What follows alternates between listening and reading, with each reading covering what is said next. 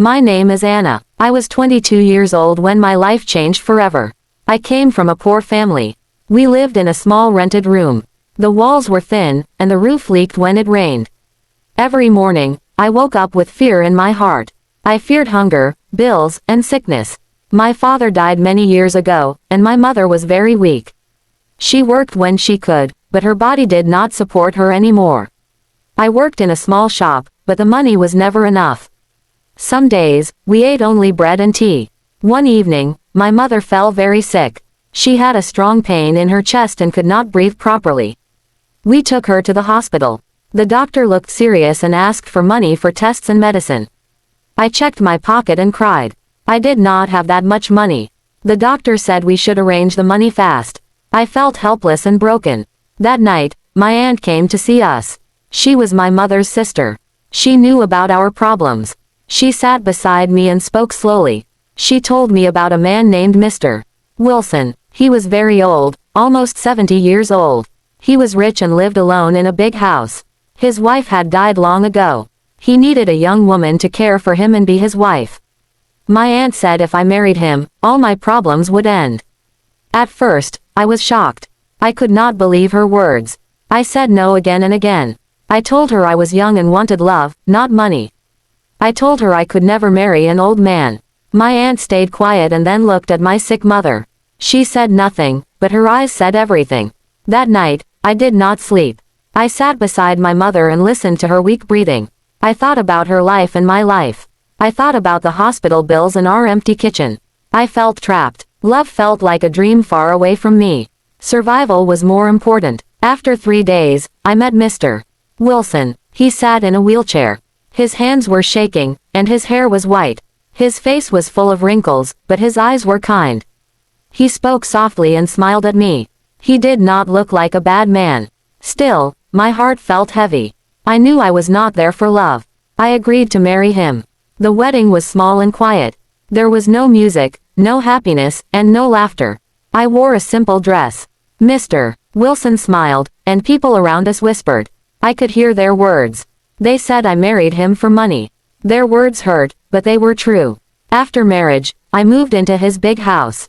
It was clean, silent, and lonely. The rooms were large, but they felt empty. There were no children, no family photos, and no warmth. My life changed suddenly. I had good food, nice clothes, and no money worries. My mother received good treatment in the hospital. She became better slowly, but inside me, something was missing. Mr. Wilson was slow in everything. He needed help to walk, eat, and dress.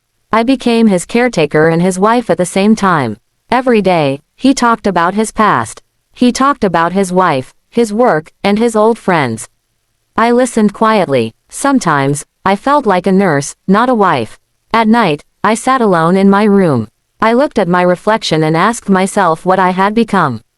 I was safe, but not happy. I was rich, but empty. I missed my old life in a strange way, even the hard days. Sometimes, Mr. Wilson looked at me with soft eyes and said thank you for staying with him. His words made me uncomfortable and sad. I did not know how to feel. I did not love him, but I did not hate him either. I was living a life chosen by fear, not by heart. This was the beginning of my new life, a life bought with money and paid with silence. Days moved slowly in the big house. Every morning, I woke up before sunrise. The house was always quiet, too quiet. I made tea for Mr. Wilson and helped him sit near the window. He liked to watch the garden. He said the flowers made him feel young again. I nodded and smiled, even when my heart felt tired. I cooked his meals, gave him medicine, and helped him walk. Sometimes, he forgot things and asked the same questions again and again. I answered politely every time. He never treated me badly. He never raised his voice. He always said, please, and, thank you. His kindness made me feel more confused than anger ever could. My mother stayed in the hospital for many weeks. Mr. Wilson paid for everything without saying a word. When my mother finally came home, she cried and thanked him. She said I was a good daughter. I smiled, but inside, I felt a strange pain. I had saved her life, but I had lost something of my own. In the evenings, Mr. Wilson liked to talk. He told me stories about his youth, his first job, and his late wife. He said she was kind and strong. Sometimes, his eyes filled with tears when he spoke about her. I listened quietly. I realized he still loved her deeply. I was not his love, I was his companion in old age. One afternoon, I went to the market alone. I saw young couples laughing, holding hands, and planning their future. A young man smiled at me by accident. For a moment, my heart beat faster. Then I remembered my life and looked away. That smile reminded me of the life I would never have. Slowly, I began to feel sorry for Mr. Wilson. He spent most of his life alone.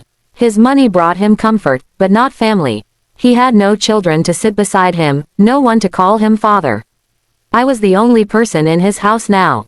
I understood that loneliness can hurt more than poverty. One night, he fell very sick. His breathing became heavy, and his hands were cold. I stayed beside his bed and held his hand. I did not sleep. I was afraid to lose him, not because of money, but because I did not want him to die alone. When the doctor came, he said Mr. Wilson was very weak. That night changed something inside me. From that day, I cared for him with more patience. I talked to him more and listened with my heart. He smiled often when I sat beside him. Sometimes, he said my presence gave him peace. I started to see him not as my husband, but as a human being who needed love and respect. Weeks passed, and his health became worse. He could not leave the bed. One evening, he asked me to sit near him. His voice was low but clear. He told me he knew the truth. He knew I married him for money. I felt ashamed and wanted to speak, but he raised his hand gently and stopped me. He said he did not blame me. He said life is hard, and people make choices to survive. He thanked me for treating him with care and dignity. Tears came into my eyes. That was the first time I cried in front of him. That night, he gave me an envelope. He asked me to read it later. He smiled softly and closed his eyes. A few hours later, he passed away quietly in his sleep. There was no pain on his face, only peace. The house became silent again, but this time it felt different. I opened the envelope with shaking hands. Inside was a letter and legal papers. In the letter, he wrote that everything he owned now belonged to me. He asked me to live freely and find happiness. He wrote that my kindness in his last days was more valuable than any love story. I cried for a long time. I cried for him, for myself, and for the life I never lived. I was rich now. I had security and comfort. But I also had memories that would never leave me. I learned a lesson that no one had taught me before. Money can save lives and solve problems, but it cannot fill an empty heart. I walked into the marriage for survival, but I walked out with a heavy understanding of life. I was free now, but freedom also meant facing my future alone. After the funeral, the house felt bigger than ever. Every room carried silence. The sound of Mr. Wilson's voice was gone, but his presence remained in small things: the chair near the window, the walking stick beside the bed, the half-read books on the table. I walked slowly through the house, touching the walls, trying to understand my new reality. People came to offer condolences. Some looked at me with pity. Some looked with curiosity. I knew what they were thinking. The young wife was now a rich widow. I kept my head down and thanked them quietly. When everyone left, the silence returned, heavier than before. My mother moved in with me after the funeral. She was healthier now, but still weak. She tried to comfort me and said I had done the right thing. She said I was brave and strong. I listened, but I was not sure if I felt brave. I felt tired, confused, and empty. Days turned into weeks. Lawyers came and went. Papers were signed. Everything Mr. Wilson owned was now mine. The money, the house, the cars, everything.